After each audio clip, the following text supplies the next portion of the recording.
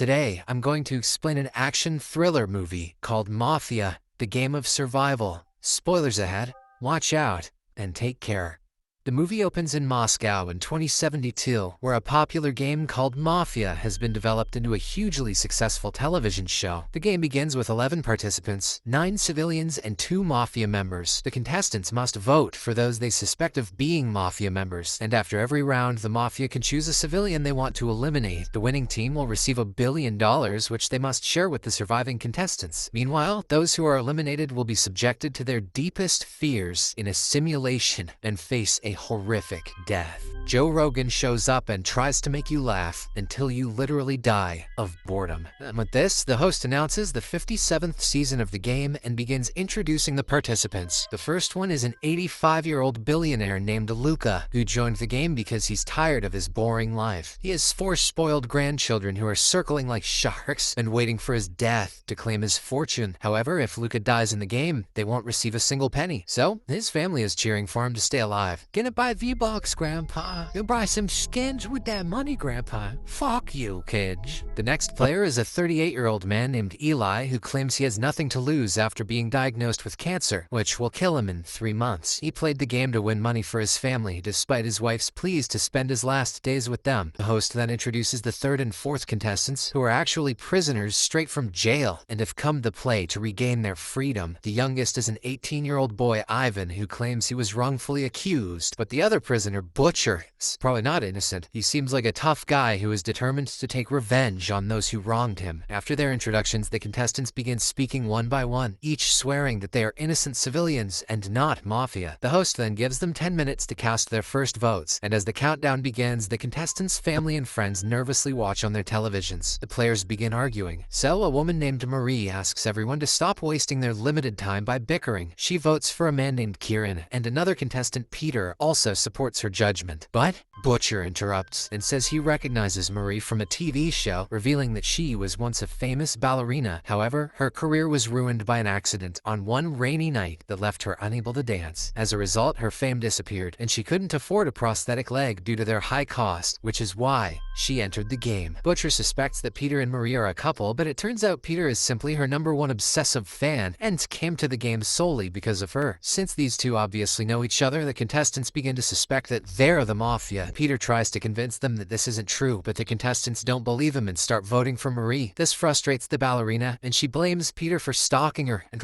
ruining everything. He tries to save her by asking them to vote for him instead, but the contestants ignore his words. In the end, Marie is collectively voted out, but the host announces that she's just a civilian, which shocks everyone. Moments later, her chair begins to approach a black sphere looming above them, which eventually consumes her. Marie soon appears in a simulation and finds herself in the woods on a stormy night. It turns out her greatest fear is rain and thunderstorms because of her accident. She runs through the forest in terror, and in a desperate attempt to escape, she plunges off a cliff. Unfortunately, she's struck by lightning while in midair and dies a painful death. Her body immediately turns to ashes, leaving all the contestants and the audience horrified, and some of them slightly aroused. Upon seeing this, the host is disappointed and says that just because 2 people know each other doesn't mean they're Mafia. Next, it is time for the 2 Mafia members to select a civilian to eliminate. Several drones fly over the players, and suddenly, everything goes dark. When the lights return, the host announces that Mafia has chosen Butcher to be eliminated. This pleases Peter, who blames the man for Marie's death, but Butcher is enraged and begins cursing everyone. He is also consumed by the black sphere, and through a flashback of his evaluation, we see him claiming that he isn't scared of anything. He only says that he doesn't want to die like an idiot while being surrounded by idiots, which is why he'll die live on Instagram, while surrounded by the kind of people who comment on things on Instagram. In the present, Butcher finds himself in a fighting pit with a roaring crowd watching and cheering. He is confronted by 2 men who launch a brutal attack on him. Fortunately, Butcher knows how to defend himself and fights back fiercely to eliminate his opponents. However, they continue to respawn to life and resume their assault. After several grueling rounds, Butcher finally defeats them permanently, and his fellow inmates in real life celebrate the victory. It seems like he might survive, but as he steps back, he suddenly trips over an iron bar, which pierces his head, leading to his idiotic death. In the second round, the players are ordered to vote again, but this time they only have 8 minutes to decide as the voting time decreases with each round. A man named Constantine speaks up, claiming he knows who the Mafia is. The host reveals Constantine's background. He has a unique brain mutation that allows him to see the future.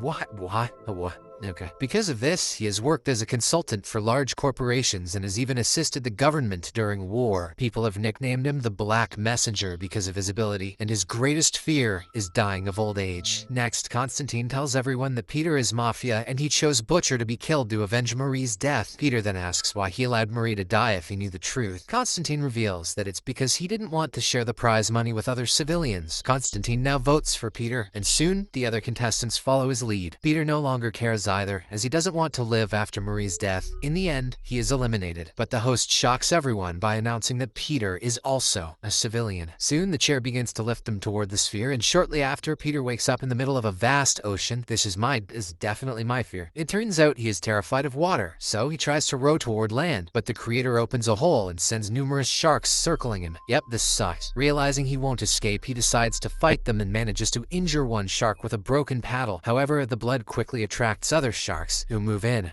to devour him. Peter thus quickly jumps into the water to swim away, but the land he saw disappears all of a sudden. Moments later, he notices Marie in the water and eagerly begins approaching her, but all of a sudden, a huge shark appears and kills him. Returning to the game, the host allows them to cast one more vote, as they have lost 3 civilians without exposing any Mafia. They are given 6 minutes to decide, and we meet a 45-year-old contestant named Walter, who is a high-ranking military officer. However, he suffers from PTSD after losing all his men on the battlefield, and came here to find out if he deserves to live or not. He begins to scold Ivan because he despises people who disobey the law, but the boy explains that he's actually innocent. Upon seeing this, a woman named Laura intervenes and calls Walter a bully, but the old man continues to bother Ivan. It turns out that after Ivan graduated high school, he was celebrating with his friends one night when they got into a car accident. Luckily for him, Ivan was rescued by a mysterious woman, but his friends died. As a result, the deceased boy's parents blamed him for their deaths and took him to court. Witnesses claimed Ivan was driving even though it wasn't true, and it turns out the boy's biggest fear is dying in prison. In the present, Ivan continues to insist that he is innocent, but Walter doesn't believe him and suspects that the young boy and Laura know each other and are Mafia. He tries to convince everyone to vote for them, but this behavior makes him look suspicious, and he ends up receiving the most votes. However, the host announces that Walter is also a civilian, and soon he is consumed by the Black Sphere. He soon finds himself in his worst nightmare, where he loses his soldiers on the battlefield. He tries his best to save his men, but they are killed one by one, leaving him as the only survivor. In the end, a distraught Walter accepts his death and approaches his enemies, who brutally kill him as well. With this, the second round is also over, and now it's the Mafia's turn to eliminate someone. Everything goes dark once again, and when the lights come back on, it's revealed that the Mafia's chosen Laura to be killed. The host reveals her background, and it turns out she was once happy in her life with a loving family, but her life was destroyed when she became an alcoholic, and eventually her son also died because of her negligence. Her husband then left her, and she didn't even leave her house for 8 years. However, one night, she eventually went outside and witnessed an accident where she managed to save a young man who was none other than Ivan. Unfortunately, she was bribed with a lot of money by the deceased boy's parents to falsely testify in court, claiming that Ivan was driving the car. In the present, Laura apologizes to Ivan for ruining his life, but the young man surprisingly forgives her. He is grateful that she finally spoke the truth in front of the world and proved his innocence. No one cares, says the host. Moments later, the host announces that Laura is a civilian as well, and she's soon consumed by the sphere. It turns out that her biggest fear is heights, and she soon finds herself on a plane. The plane heads towards a storm where the clouds begin to develop tentacles as if they were alive. I have an inkling her fear isn't heights. Eventually, the winds push the plane into a hurricane, and it is destroyed, causing Laura to lose her life. With Laura gone, only 6 players now remain, and not a single Mafia member has been exposed. In the next round, players are given 4 minutes to choose the next person, which creates tension between them. Kieran believes the Mafia is Ivan, arguing that he probably knew the truth about Laura framing him, which is why the Mafia chose her to be eliminated. However, a girl named Kate disagrees and votes for Constantine to be eliminated, since he falsely accused Peter of being Mafia earlier. To everyone's surprise, Constantine doesn't defend himself and tells Kate a prophecy in which she must go towards the triangular shape when she has nowhere else to escape. The voting soon begins and the contestants divide their votes, but everyone is stunned when they see Constantine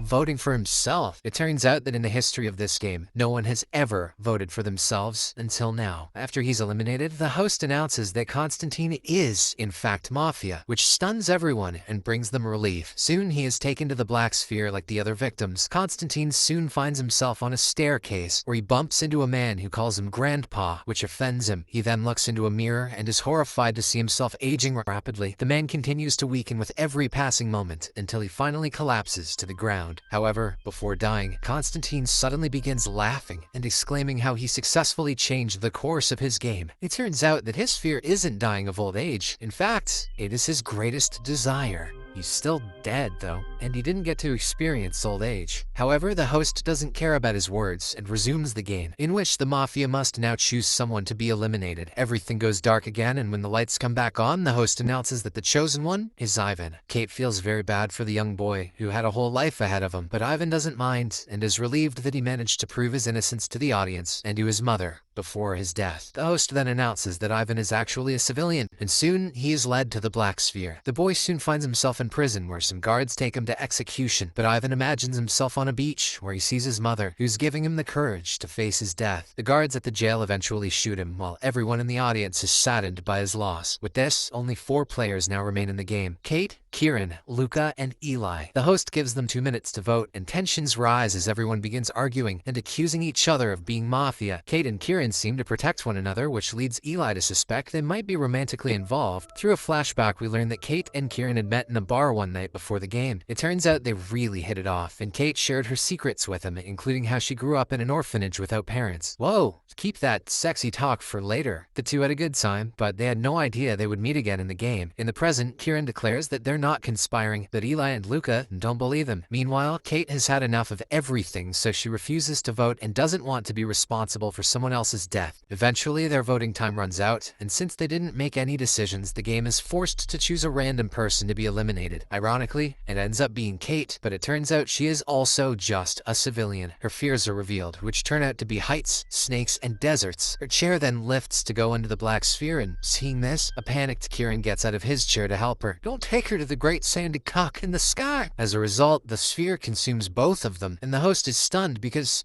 such an event has never occurred before. Both Kate and Kieran soon arrive in a place with only a glass surface beneath them. Kieran assures her not to be afraid, but soon the floor begins to crack. The two quickly run away, but they are soon forced to jump and fall into an abyss. Surprisingly, the two are still alive, but they're lost somewhere in a vast desert. They begin looking for a way out when suddenly Kate notices a triangle of light on a cliff and recalls Constantine talking about this. The two assume it must be the exit and rush towards it, but all of a sudden, Kate's other fear, a huge snake, appears and begins chasing them. They somehow manage to escape the snake, but things take a worse turn when they notice a giant monster made of lava crawling toward them. Kate's fears are stupid. The duo realizes they are not only confronting Kate's fear, but Kieran's as well. She asks him what his greatest fear is, and he admits that it is losing her. He then urges her to come on. They just met at the bar. He then urges her to hide while he faces the monster, but he is severely injured in the process. During the fight, Kieran notices that when the monster steps in front of the light triangle, its body begins to burn. He soon realizes that the creature is sensitive to the light and also spots a triangle hanging around its neck. Kieran then snatches the pendant and uses its light on the monster, which eventually causes the creature to be burned to ash. Kate and Kieran then see a stone with faces carved into it, and one of its eyes has a triangle missing. They place the pendant there, after which the place starts shaking, and soon they find themselves at an establishment. Moments later, they notice a woman handing her baby to some staff in the room. Kate finally realizes that this is the orphanage she grew up in, and admits that one of her greatest fears is knowing why her mother abandoned her. That's too many fears, Kate. Pick one. She begins to get emotional, but Kieran assures her that whatever she is seeing isn't real, and that she